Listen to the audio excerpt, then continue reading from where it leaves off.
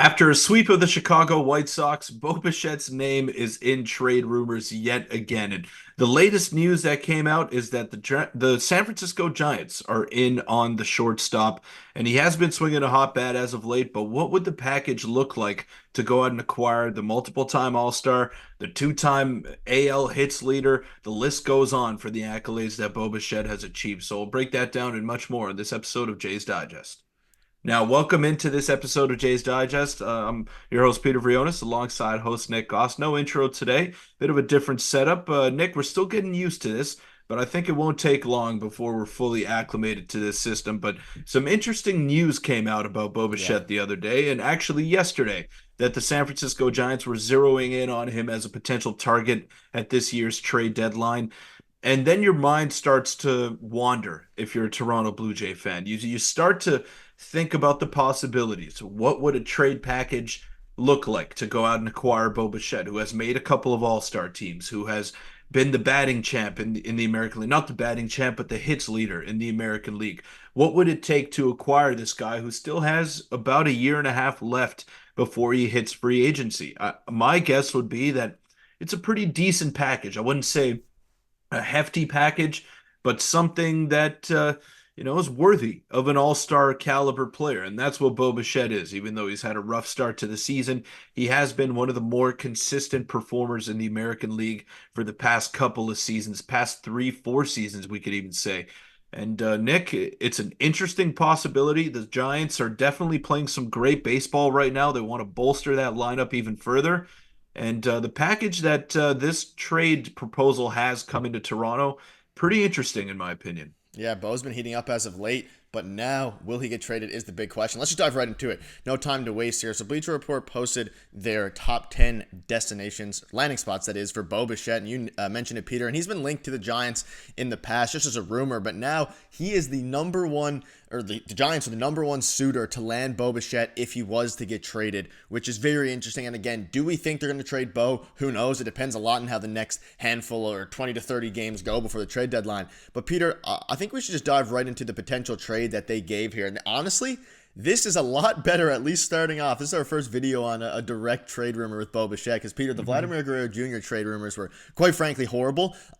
The packages in return were terrible. You're talking about a top, like an 85th ranked prospect in cash. This one is a bit different. So you can see it here. The Giants get Bo Bichette. The Jays get Marco Luciano and Carson Whisenhunt. Their number 1 and their number 3 prospect, with Luciano being the 54th ranked prospect in baseball. And it kind of goes on to explain that if Luciano is more of a project and the Giants have time and patience for, they kind of be stepping right into contention and upgrading by getting Bo Bichette, who is ready to go. And then in Toronto, from Toronto's point of view, they'd get a guy who could in theory replace Bo Bichette, at least in a rebuild. He won't be as good as Bo Bichette is, and I'll get into his stats a little bit later. But Peter, this one's very interesting to me. I honestly don't mind it on the surface level, especially if Bo Bichette does not want to return to Toronto after his contract has expired. I like it. I think it's a really good trade package, and I'm not so sure that the Giants would be really quick to pull the trigger on this because Luciano is one of the top prospects in baseball. He's gotten off to a pretty good start with the bat with the San Francisco Giants this year, but he has struggled defensively. So that's why, for a team that is playing so well, for a team that wants to compete in the NL West, and the National League seems pretty wide open this year, Nick, especially considering the injuries to the Atlanta Braves right now, and the San Diego Padres haven't really been playing too great. So there's definitely a possibility there. And we know the NL Central has been okay this year with the Milwaukee Brewers at the top, but it's kind of wide open as well. So there's no real clear favorite aside from the Dodgers and the Phillies right now in the National League. So there's an opportunity, there's an opening there for that third team to go out there and make some noise. And that could be the San Francisco Giants. They're 7-3 in their last 10 games.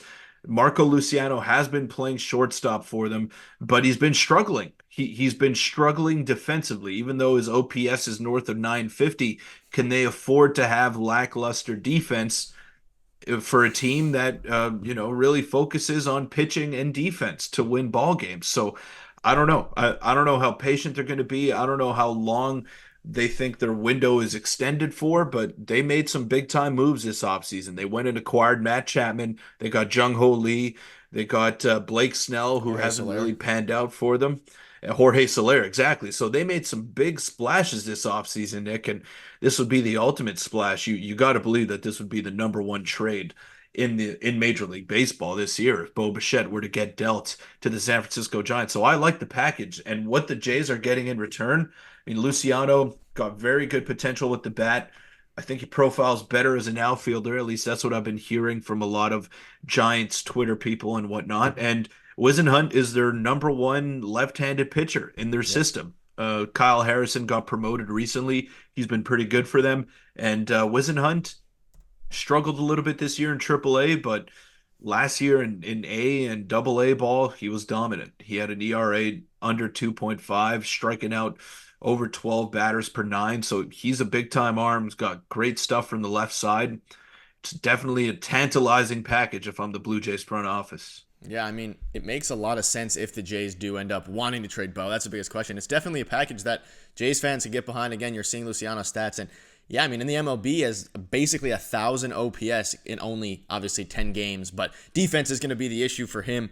But if the Jays, like if you're going to trade Bo Bichette, you get a guy who's already playing at pretty good at the MLB level, is only 22 years old. You're kind of resetting the clock there by trading away Bo, getting some younger guys to come in, and then I'd assume at that point you'd build around Vladimir Guerrero Jr. And it's no surprise who Bo Bichette is. You mentioned it in the intro there. I mean, he has a lot of accolades. He's been he had a rough start to the year this year, but he started to pick up, Peter, pretty well in his last 8 games. He has a 4.24 average, and he's becoming, or not, he's returning, I should say, to the Bo Bichette that we all know and love. And that's translating to hopefully some more Jays wins over the last 3 games. They obviously swept the White Sox 6-4 so far in the last 10 games, which not great considering the opponents, but I mean, you'll take it for now. But I don't know. It's one of those trades where if you're going to trade Bo Bichette, I'm not saying they should or they will.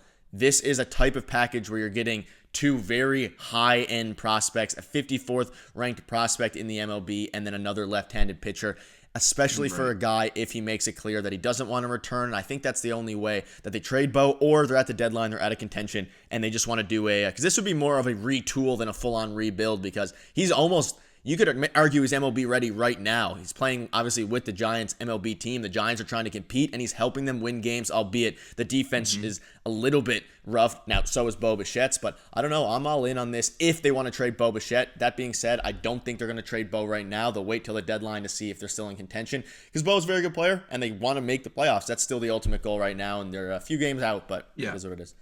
He is a good player, but maybe the Jays, if they decide to go in this direction, I don't think it's a full rebuild. Like you said, I think Retool. it's a retool because Luciano is MLB ready. He's already proven that he could handle the bat at the major league level.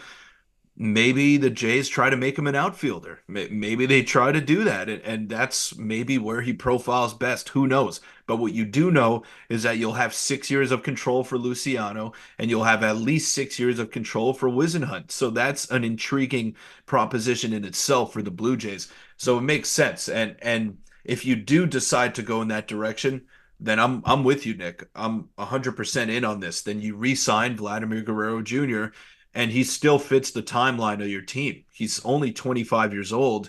You know, those guys are 22, 23, like they line up. And I know Vladdy's a vet in terms of MLB service time, but he's still a young player and he's still got a lot left to give if he's dedicated to it. And I think he has. He's shown that he can be because he's been really good this year. And after a rocky start for him, I'm back in on the Vladdy hype train because he's looked really good as of late. I've loved his at bats. I've loved his approach, and he's fed up of losing, and you could tell with the way that he's playing. So I don't know. This could be a breath of fresh air for the Jays as well. Maybe the tandem of Bo and Vladdy just has run its course, and that's entirely possible. We see it all the time in pro sports, Nick. Like maybe this is just not working anymore, and I think Bo is a good player. He's going to be a very good player for a long time, but maybe he's just not the right fit in Toronto, and that's okay.